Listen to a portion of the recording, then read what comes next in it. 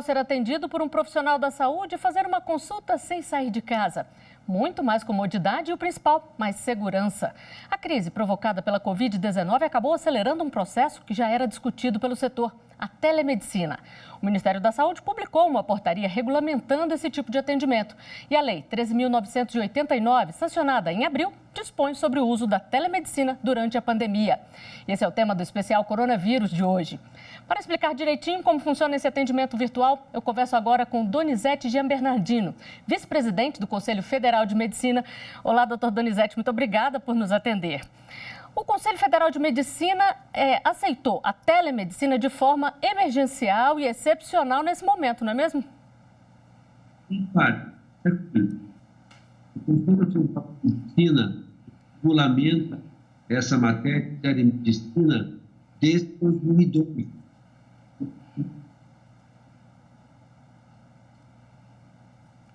Doutor, eu vou pedir para o senhor retomar a resposta do senhor, porque a gente está com um probleminha aqui na conexão e a gente só conseguiu ouvir o inicinho, que era que é em parte, e que o Conselho está trabalhando nisso. Por favor. Matéria desde o ano de 2002, né?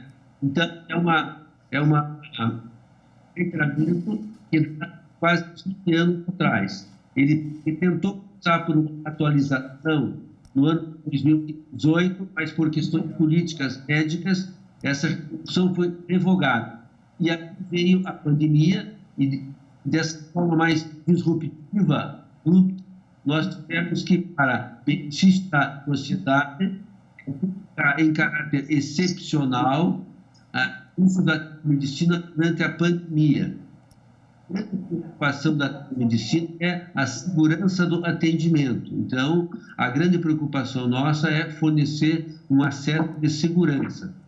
A medida da telemedicina, ela veio porque nessa doença nova, um pouco conhecida, a Covid-19, não há muito tratamento específico e o principal tratamento é o distanciamento social e as higienizações, seja das mãos e dos ambientes. Nesse sentido, tornou-se um remédio importante o distanciamento social. E no que a telemedicina propedêutica é um método que visa melhorar esse distanciamento, ela ficou uma medida viável nesse período da pandemia.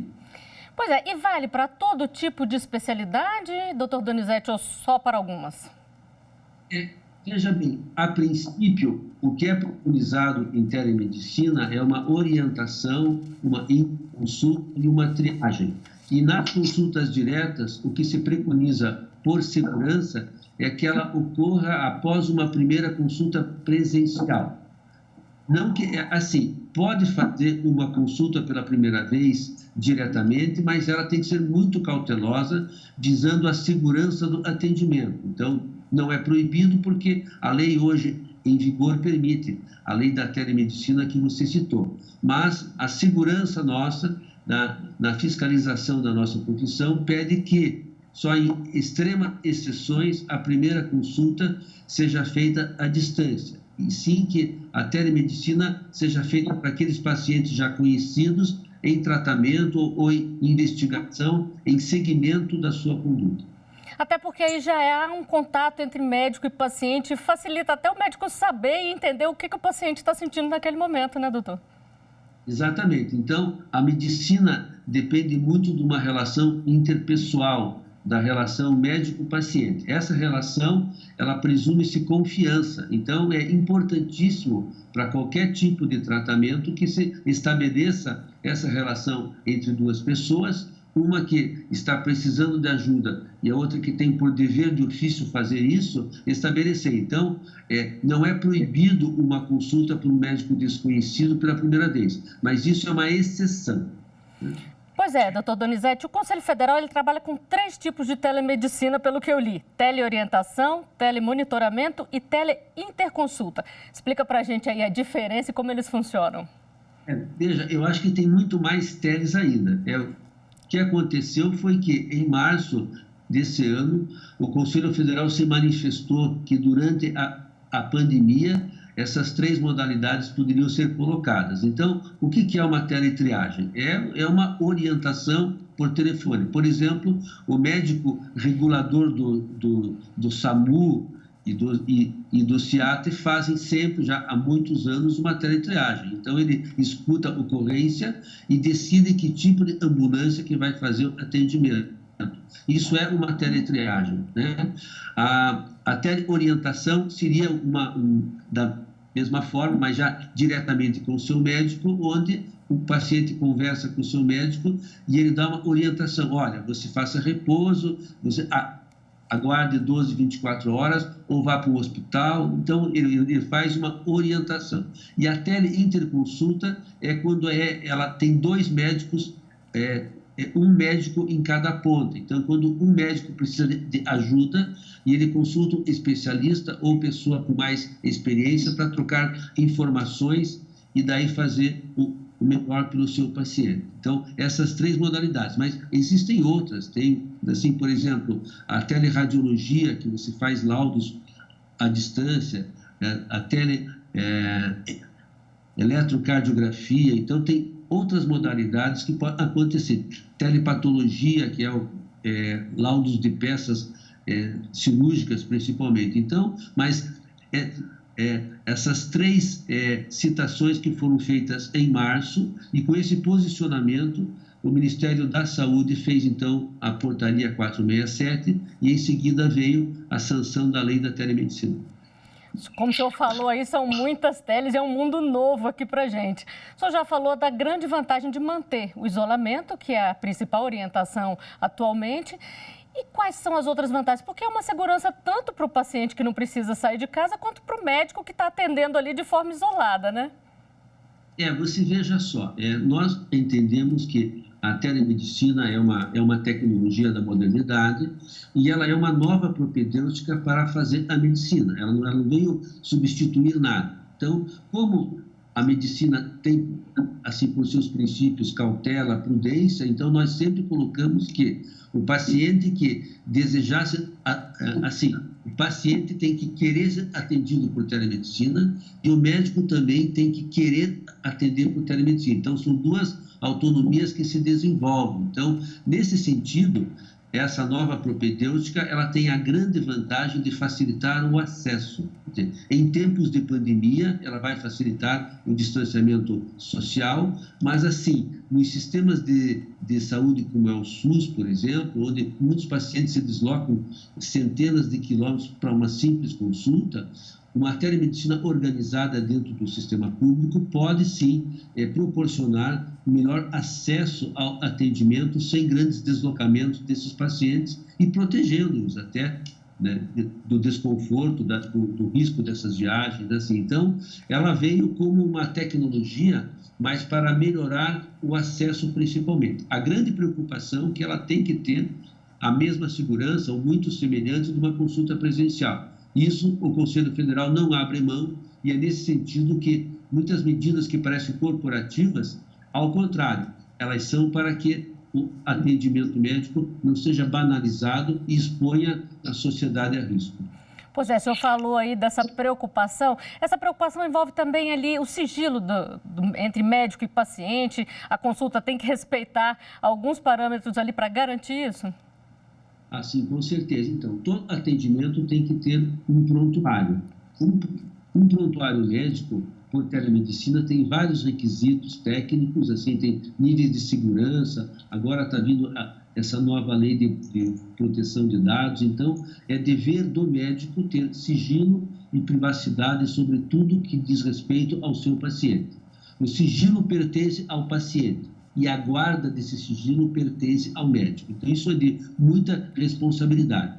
Nesse sentido que eu falo que nós não consideramos os registros nas mídias sociais, WhatsApp, Facebook, como registro de prontuário. Isso nada mais é que uma comunicação. Então, o médico que, por acaso, conversar com o seu paciente por essas mídias, ele deve fazer um registro no seu prontuário, né? E tem que ter muito cuidado com as plataformas que ele usa para atender os seus pacientes, para que ele não permita que o sigilo médico seja vazado, pois é de sua responsabilidade. O senhor tocou num ponto aí, a gente recebeu uma pergunta justamente sobre isso. Na prática, como tem funcionado a telemedicina? Como esse é um assunto novo, gera curiosidade nas pessoas. Vamos ver a dúvida do Luciano. Como posso fazer uma teleconsulta? Só pela internet? Tenho que agendar antes? Doutor Donizete, explica aí pra gente. O senhor falou das plataformas, mas vale telefone, vale internet, como é que é? Veja só, nós sempre temos, assim, sempre com a segurança. Então, até meio forma evolutiva. Esse vírus, ele transformou muitas regras jurídicas, outras mais. A medicina não está totalmente preparada para a telemedicina. Nesses tempos de pandemia, nós temos muitas opções. Então, aqui, o da telemedicina, por médico, eu vou pedir, desculpa interromper o senhor, é porque a conexão começou a falhar de novo, eu vou pedir para o senhor retomar esse raciocínio aí. Vale internet, vale celular, como é que é?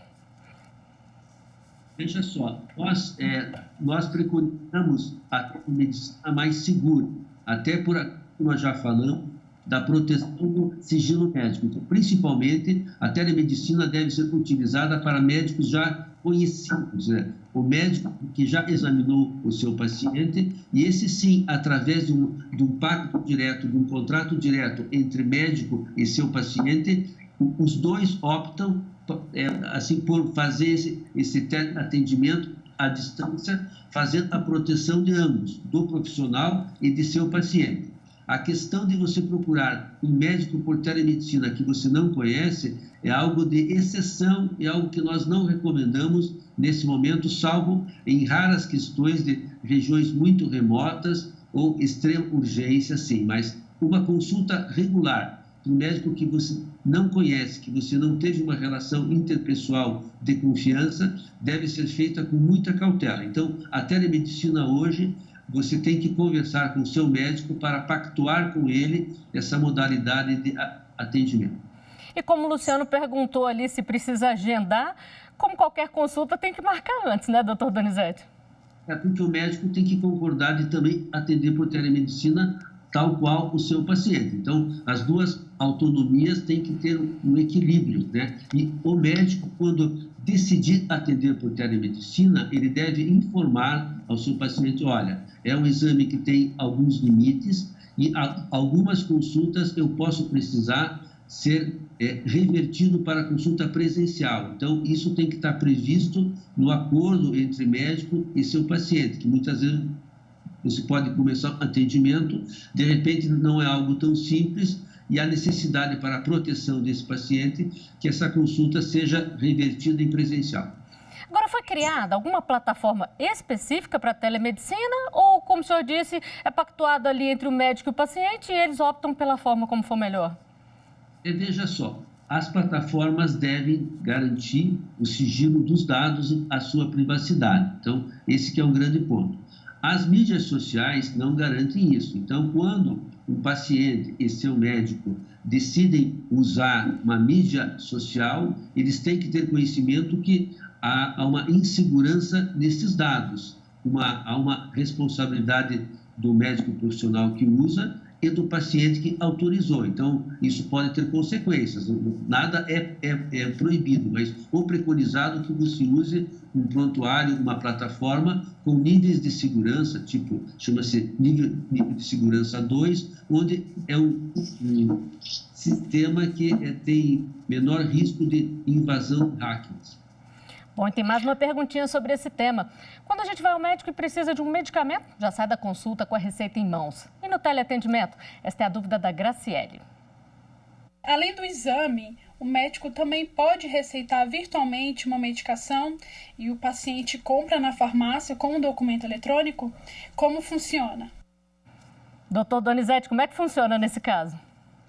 Sim. Aí o médico tem que usar as plataformas de prescrição. Recentemente, o Conselho Federal de Medicina, o Conselho de Farmácia, junto com o ITEI, estabeleceu uma plataforma de uso gratuito para o médico, essa plataforma, o médico entra nesse site e ele prescrever atestados, receitas e encaminha para o seu paciente por e-mail. E essa receita está com a assinatura qualificada digital, vai essa paciente aceita nas farmácias. Então, uma plataforma de prescrição. Isso já é possível, o médico se dispõe a atender por telemedicina, tem esse conhecimento e o paciente vai receber, sim, o seu atestado, o seu relatório, a sua prescrição. Pois é, isso vale também para aqueles medicamentos que a gente chama popularmente aí como de receita controlada, aquele que a gente chega na farmácia e a farmácia retém a cópia ou não? Em parte, sim. Essa prescrição vale para antibióticos, para calmantes mais simples, mas aqueles remédios que a gente chama de receita azul, receita amarela, que são controlados, a legislação ainda não permitiu, a vigilância sanitária ainda não permitiu o uso dessas prescrições eletrônicas. Isso ainda está em construção. Mas aí, nesse caso, se precisar ser feita a consulta já com o médico conhecido, como o senhor orientou aqui, o paciente pode fazer e simplesmente passar para pegar a consulta? É tudo um acordo que é feito? Sim, lógico.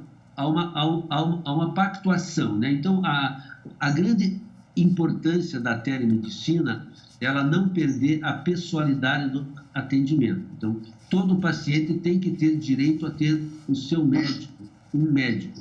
Se você colocar esses doutores, assim, doutor, não sei, com nome amplo, impessoal, que a instituição representa o médico, isso caracteriza uma impessoalidade. Nós preconizamos, sim, a pessoalidade. Isto é, eu tenho o meu médico que eu confio e eu quero fazer a telemedicina com aquele médico.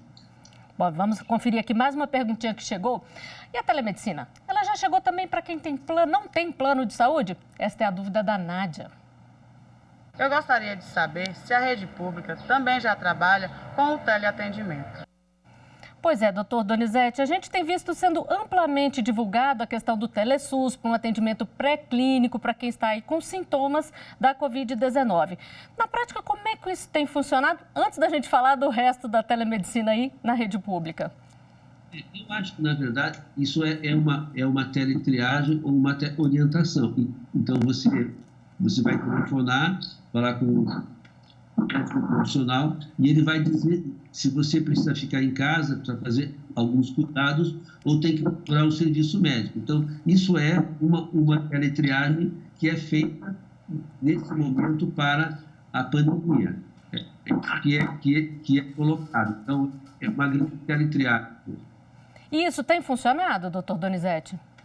Eu acredito que sim, só que como o sistema de saúde ele é municipalizado, nós temos muita desigualdade. O Brasil é um país que ele tem muita desigualdade. Então, isso torna-se um grande problema, porque você vai ter municípios com estrutura de saúde forte, mas tem muitos outros pequenos municípios que não conseguem fazer isso. Então, há uma desigualdade de acesso nesse sentido. Agora, falando sobre telemedicina de forma geral na rede pública, o Ministério da Saúde informou que a partir de maio seriam disponibilizadas essas consultas virtuais nos postos de saúde de atenção primária. Nós já estamos em junho. O senhor tem conhecimento aí se isso já está funcionando, pelo menos em alguns locais?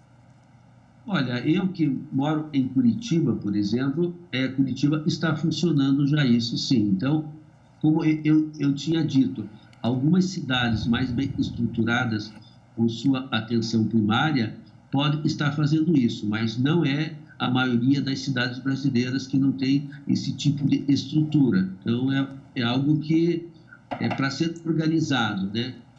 Veja só, nós já tínhamos, o nosso SUS já vivia uma situação caótica, né, que todos nós conhecemos. Quando veio essa pandemia, virou um colapso, como se fosse uma tragédia programada, uma catástrofe programada. Então, a estrutura que nós tínhamos, que já era carente, com as necessidades da pandemia, se agravaram muito. E não é em 2 meses que nenhum governo vai conseguir fazer esse tipo de estruturação. Por isso que todo cidadão brasileiro deve, sim, defender o sistema público de saúde, porque nessa hora é o que mais vale, né? Que todas as pessoas tenham direito a acesso aos cuidados de saúde, tentando diminuir a desigualdade. E esse vírus veio, infelizmente, para piorar essa desigualdade. Pois é, o senhor falou aí da gente defender o SUS e ele é reconhecido mundialmente, né? Só que tem suas falhas como tudo. Um sistema como esse de telemedicina, de teleatendimento, pode ajudar aí a desafogar muitas localidades? Eu acho que sim, né? Falando pela pandemia também, com uma orientação como, como teletriagem, mas principalmente o SUS como rede de referência. Você pode, colocando 2 médicos, um médico com muita experiência num grande centro médico e outro médico na atenção primária, muito distante, você pode resolver muitas situações clínicas, evitando que a população se desloque. Eu acho que isso é um grande benefício, isso pode ser feito, isso é viável e é sustentável, quer dizer, eficaz e sustentável. E é preciso um treinamento aí para o médico atender via telefone ou via internet ou já é uma coisa natural?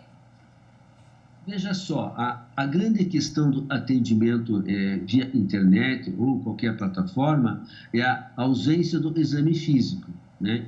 Então, você tem toda a consulta, você tem toda a história, então você faz uma hipótese diagnóstica pela história e aí você tem uma visualização da imagem da pessoa, mas você não palpa, então esse recurso é uma consulta sem exame físico e por isso que ela tem que ser mais cautelosa. Então o médico tem que ter esse bom senso e essa cautela que em situações que ele ficou em dúvida, ele deve reverter atendimento para presencial. Vamos voltar a falar um pouquinho, então, aqui da rede privada. Como é que os planos de saúde estão vendo essa telemedicina? Eles aceitam normalmente? É uma consulta que é repassada ao profissional da mesma forma como seria uma presencial? Olha, isso ainda está polêmico. Assim, a Agência Nacional de Saúde, que regula o setor, considera a teleconsulta como se fosse uma consulta presencial. A maioria das operadoras hoje tem dito que isso não está previsto no contrato que elas têm entre elas e seus usuários e também não está previsto entre elas e seus médicos. Então, há uma situação ainda de negociação e na minha opinião, poucas operadoras estão oferecendo esse serviço de telemedicina. As que oferecem já tinham antes, mas é o que a gente chama do sistema verticalizado, isto é, atende uma linha de cuidados com interesses dessa operadora. Não é uma situação, tipo, como foi perguntado assim, o cidadão quer ser atendido por telemedicina e ele tem um médico do plano que também queira, não há ainda essa facilidade proporcionada pelas operadoras. Ela que quer dizer quem vai ser atendido por telemedicina. Por isso que eu enfatizei um pouco antes do respeito às autonomias do paciente e do médico de fazerem o atendimento por telemedicina e não por ordem de terceiros. É uma coisa nova que a gente ainda vai discutir bastante, né, doutor Donizete? Agora, alguns países, como China e Estados Unidos, Itália, já fazem atendimentos online. Na China, por exemplo, em poucas semanas passou de 0 para 5 mil atendimentos. A Itália foi uma das pioneiras da telemedicina. O que a gente pode aprender aí com eles para poder valorizar mais os nossos acertos do que os nossos erros? Eu acho que nós estamos vivendo essa experiência. Então, eu acho que como tudo na medicina, eu que já sou médico faz muitos anos, você tem que fazer com cautela. Lógico que você tem que acompanhar toda a modernidade e o desejo da população, mas cabe a nós médicos, nós temos a responsabilidade da segurança dos nossos atos. Então, nós não podemos atender desejos e vontades. Temos sim que facilitar o acesso com segurança. E é isso que nós temos que fazer. Eu acho que essa portaria que foi sancionada, igual à lei da telemedicina, elas são de caráter temporário, então, durante a pandemia. Lógico que, com esse impulso dado por esse vírus, muitas pessoas que antes eram contra a telemedicina, talvez, no término dessa pandemia, a defendam. Nesse sentido, o Conselho está elaborando já uma nova resolução a ser editada ao término dessa lei, porque lei é maior que resolução, para que o Conselho Federal, como sua atribuição, faça uma nova normativa de telemedicina baseada nos acertos, nos eventuais erros desse momento que nós estamos vivendo. Vamos aguardar, então. E antes de encerrar o programa, a gente mostra o depoimento do professor Aldo, fundador e coordenador do Sistema Integrado de Telemedicina e Telesaúde de Santa Catarina, que já funciona há 15 anos. Esse aqui é o nosso sistema de monitoramento de eventos em tempo real e a gente consegue, através da rede, ver o que está acontecendo em todo o estado, na área da saúde, o tempo inteiro. Quem pede exames, quem pede atendimentos especiais, quem pede remoção de um paciente pelo SAMU, quem tem dúvidas, e tudo isso nos permite monitorar a saúde dos pacientes do estado de uma forma muito diferenciada e muito mais eficiente. E aí que vem a contribuição adicional da telemedicina dentro da crise do coronavírus. Você integrando todas essas coisas, você permite que o paciente seja atendido lá no seu posto de saúde, faça muitos exames no posto de saúde e, com isso, evite que o paciente seja transportado desnecessariamente, seja exposto a contágio ou, caso ele esteja contagiado, que você evite assim que esse paciente possa contagiar outros e permite que o paciente possa ser acompanhado em casa. E dessa forma, a gente consegue de uma maneira muito melhor atender todas as necessidades usando uma rede de telemedicina que não serve só para teleconsulta, mas faz exames, faz encaminhamentos e atende dúvidas dos profissionais da atenção básica. Esse é o nosso modelo que nós implementamos aqui em Santa Catarina. Bom, doutor Donizete, a gente viu aí um bom exemplo de funcionamento. A gente sabe que no Brasil inteiro isso está em caráter excepcional agora na pandemia, mas o senhor já falou aí de uma resolução que está para sair. A gente pode esperar que seja uma tendência, quando acabar a pandemia, continuar alguma coisa na telemedicina aí? Acredito que sim, porque tudo que vem para melhorar a saúde e o acesso da população à própria saúde, acho que tem que ser colocado. Então, eu acho que esse vírus é um fenômeno que a gente chama de disruptivo, né? Ele fez uma grande modificação em todo o tempo. Então, o nosso mercado com a telemedicina se viu em 6 meses. Eu vou pedir para o senhor retomar o raciocínio aqui, doutor Donizete, que a internet está falhando um pouquinho de novo aí. Eu acho que a telemedicina veio para ficar. Lógico que ela tem que ser disciplinada para a segurança do nosso paciente. Então, alguns acessos têm que ser cumpridos e a experiência que nós vamos ter nesse período agora, né? Nós vamos ter acertos e talvez alguns erros. E é baseado nisso que nós temos que tomar as nossas condutas com a maior prudência possível, mas sempre visando a segurança do atendimento médico e jamais o banalizando. Então, é importante manter a relação médico-paciente, a confiança entre duas pessoas. Nós entendemos que a telemedicina veio para ficar, mas ela tem que ser feita com segurança. Bom, doutor Donizete, muito obrigada por todas as explicações do senhor, principalmente pela paciência de retomar aí o raciocínio algumas vezes, mas o programa ao vivo é assim, se dá problema a gente volta, que o importante é que o público entenda todas as explicações, né? Muito obrigada. Muito obrigado. Boa noite. E assim a gente encerra o especial Coronavírus de hoje. Até o próximo programa, se cuide. Tchau.